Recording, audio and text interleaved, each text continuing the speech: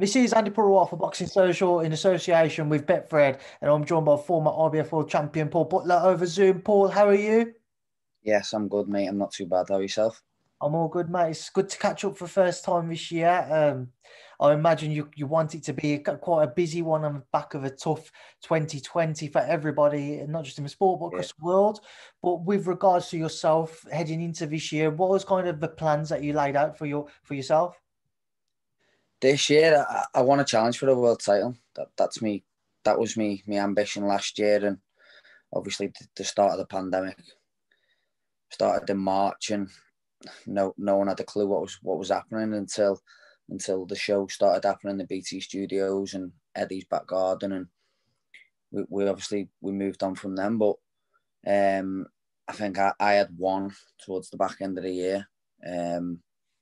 Which I was quite thankful to get, to be honest. Obviously signing with MTK and that. I honestly didn't know what I was going to do last year. I didn't know whether I'd actually box. I'd have to wait until this year. But this year looks like it's going to be pretty much the same of last year. Was there ever a temptation, or has there been any temptations to kind of step away from the sport effectively because of the fact that you've lost a year of your career? I know you was on the verge of announcing a big fight before the pandemic took place. Yeah. What's gone through your mind for it all? It's never crossed my mind to walk away. No, you've always got to have faith, and obviously once Eddie started talking about the back garden shows, Frank at the BT shows, and then MTK came on to contact me. So I was very thankful and quite lucky that they got in contact with me and wanted to do some work with me. So I was very lucky to get a bout at the end of the year, which was made up with. Where do you think your career would have gone last year, Paul? And what kind of opportunities do you think would have presented themselves if we wasn't going through all of this that we currently are? None. They got none. I wouldn't have boxed last year if MTK didn't get on the phone and asked me my position, and it was managed by, it was promoted by. I weren't promoted by anyone. I'm managed by Joe, but still not promoted by anyone. So we've done a deal with MTK. Who, if anybody in particular, have you got your eyes on this year? I know in the past when we've done interviews, you've said you're waiting to kind of see how the landlords with Noy Nue once he kind of decides whether he wants to stick around at bantamweight or whether he's going to move up once he unifies. Do you effectively feel like you're putting your career on hold until Waiting for him. until he's made his own mind up? Um, I don't think he's going to vacate now. I think he'll box his mandatory, which is Daz Morenas. I think he'll box him, and then he'll try and unify the belts. He'll try and become undisputed. So I think I've just got to plan my own career, and I think MTK and Joe have already started that. We're in negotiations with someone for a final eliminator. So that's the route we'll go down. And once we're in a mandatory position, then, well, I say a mandatory position, it can be ages, can't it, these days now? And mandatory positions these days don't really mean much. I mean, you mentioned you got a final eliminator. How would you kind of see the ideal year playing out for yourself going on? If this eliminator just come off for you and you get it signed and agreed on the back of that, how do you see the rest of the year playing out? Yeah, obviously I want this done. I can knuckle down for that. Then we can focus 100% on a final eliminator if it gets made, and then hopefully by the summer, we all depending on who boxes who in the bantamweight division, and what the governing bodies are, how strict they are, to see a mandatory challenger box for their title. We'll see.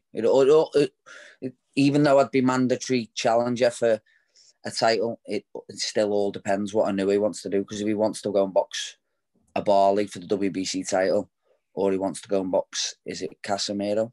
Yeah. No. Yeah, Casemiro, the WBO. It still all depends what he wants to do. Because if he goes down a route where I'm mandatory for, they'll see the unification more so than the mandatory. Paul, How have you found trying to effectively keep yourself motivated throughout this past year effectively? I know, if you go through the gym, you've had Callum, you had the Canelo fight, Hosea was Mm, in the MTK tournament, the Golden Contract tournament, Tasha fought Terry Harper, but then you've got yourself, you fought once, but I know it wouldn't have been the fight you wanted. Callum Johnson just hasn't fought, mm, Marcus Morrison in the same bracket. How yeah. has the gym found trying to effectively stay motivated through this all? I don't know. It's just you just got to keep plodding along and hope for something to pop up. And I was in that position for a long time. And I remember just being on the golf course. The golf course was shut, to be honest. And it's only around the corner from me. I just went onto it a few balls and I got a phone call off MTK. So if you want it that bad, then hopefully something will pop up. And MTK got on the phone, and literally within a couple of weeks of signing for them, I had a fight in Wakefield. You've got two names domestically who have moved up to or planning on moving up to bantamweight. Mm. Just want to throw them at you if you'd be interested in those fights. One being Kal Yafai, obviously former world champion at Superfly. Would that be a fight that would be of interest to you? 100%. Stick a title on the line or some sort of. There's no point in me and Cal boxing in a 10 rounder. Do you know what I mean? Stick something on the line, give me some decent money, and I'm sure he'd want decent money as well. We're both former world champions. So yeah, 100%. Why wouldn't I take that fight? Then the other name I want to throw at you, possibly a little bit easier to make simply because you're both with MTKs, Charlie Edwards. You thought it's a Yeah, game, interest there if a fight with Charlie was proposed to you? yeah, definitely. But Charlie came out after his last fight and said if he was to box for a world title, he'd do super flyweight, which I think is probably the best option for Charlie. He didn't look the strongest at bantamweight last time out. I can't remember. Did he box Carl Williams, was it? Yeah. I think it was, yeah. Charlie Edwards would be a brilliant super flyweight. Got all the skills out there, speed, and I think he'll carry that extra bit of power at super flyweight than what he was taking out of himself at flyweight. But if he was to stay at bantamweight, yeah, I don't see why not neither. Now, what Scotty Paul just want to touch on a few things and some other guys in the gym. We mentioned, Callum fought last year against Canelo. I haven't had a chance to catch up with you since then. Mm. Just going back to that night, what's your reflections on it? I thought Canelo was outstanding. I think I thought the first two rounds I thought were close.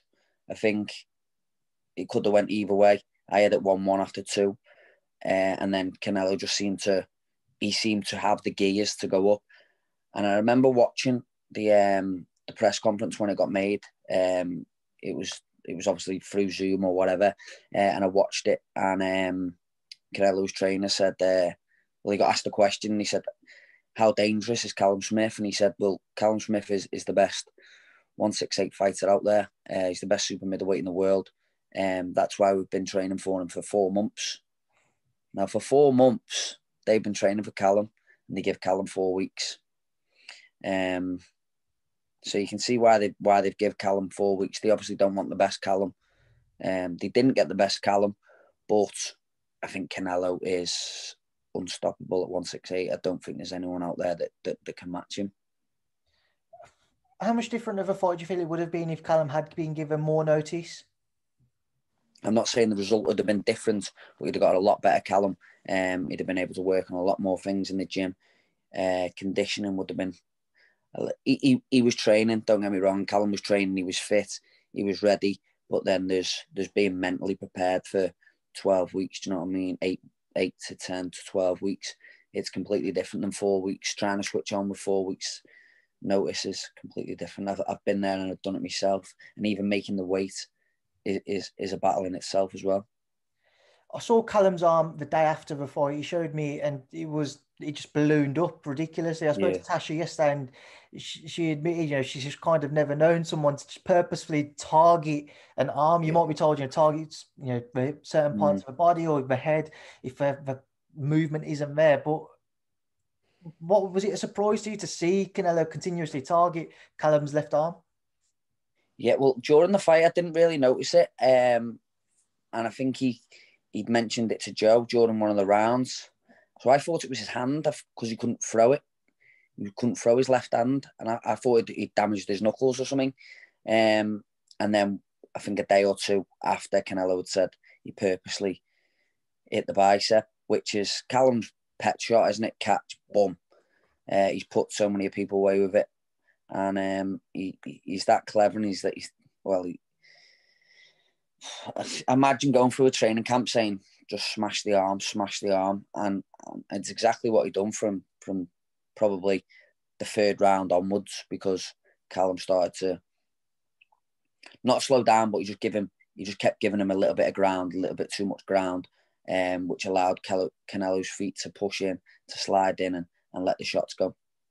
Would you be next for Callum? Do you think he will move up to 175 and he'll look to challenge to become a two-weight world champion? Or seen a couple of people even suggest maybe if there's nothing left for him to achieve in the sport, he was the best at 168. What more does he want to do or need to do? You know, what do you think's next for Callum? Well, obviously he doesn't need to box. He should be financially secure. But I think for knowing Callum, I think he'll want to go up a weight. He'll want to try and become a two-weight world champion, which I think you'll probably see the best of him at light heavy. I think you'll get the Callum of when he was stopping everyone around for the European title. The George Groves, when he beat George Groves, where he had that little bit more spite and a little bit gears, that he could go up and down the gears throughout the rounds. I don't think you've seen that in the last, well, especially the last two fights. He hasn't been able to go through the gears. So maybe the weight is taking its toll. But like I say to everyone, Callum does the weight well, but it can still take its toll on the body. Just want to touch on Canelo's possible, not his next opponent, but it seems to be that his opponent after his next one will be Billy Joe Saunders. Just your thoughts if Billy Joe steps in the ring with Canelo? Seems to be it will be announced anytime in the near future. How do you rate Billy Joe's chances? I think Billy Joe's very tricky. He's slick. He's a southpaw, and as everyone's seen before with the likes of, was it Trout and Lara, movement, southpaw, slippery, seemed to trouble him. But that was a fair few years ago now, and I think Canelo's just improving, and that's the best Canelo I've seen against Callum. Styles make fights, and it could have suited him, but I just think he's getting better and better. And I think his head movement, the way he just rides shots, he lets them glance past him. I think that's probably his best attribute, is defense.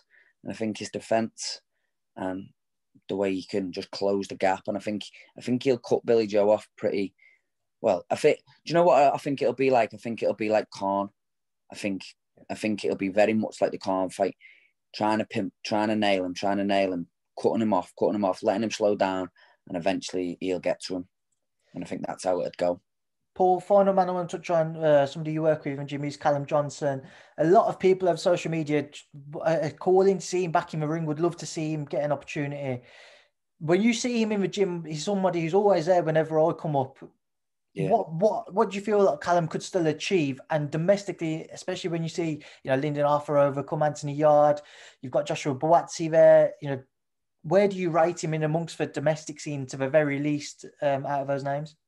The domestic scene, he's the best, and I think he's the best by a landslide as well. Do you know what? I rate Buatsi. I just think Callum's all wrong for him. I've said it for a long time. I think Buatsi likes to stand there in front of you. He's very talented at what he does. And I just don't think, well, as you see him with Better Be, I think he stood in front of him and Callum dropped him. Callum should have jumped on him from the moment he dropped him. He didn't really throw a shot after that. I think he might have been a bit shocked that he actually dropped him, but he believes in his own ability more so now than he ever has. And I think Callum's the best light heavyweight we've got in the country. And I think he can go on to win world titles. Just needs his chance. He hasn't been getting them. Paul, we'll leave it there now. I'll leave you to enjoy the rest of your day. I appreciate you giving up some time today. I'll hopefully be able to come up to the gym and catch you all soon. Hopefully you have a fight announcement for us as well in the near future. I appreciate your time. Thanks, Speaks Boxing Social. Cheers, mate. Thanks for having me.